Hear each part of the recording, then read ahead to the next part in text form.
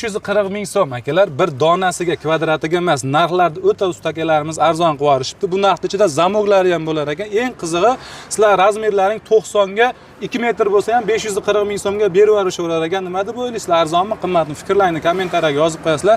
Agar menga shikolat rangi kerak, oqa bo'lmaydi deganlarga 720 ming so'mdan 70 ga 170 dan 90 ga 2 metrgacha bo'lgan razmerlari ham bir xil 720 ming so'mdan qilib berishaverar ekan. Undan tashqari kattaroq eshiklar kerak bo'ladigan bo'lsa, xo'p, 91 110 ama aka? 90 dan 1 gachami? 90. Ha, 90 yoki 1 metr bo'yi 220 dan 240. 240 gacha 680 ming so'm donasiga, zamoglari ham ichida bo'lar ekan. Sizlardan xizmat shunda kelib olib ketib olsalang bo'laveradi.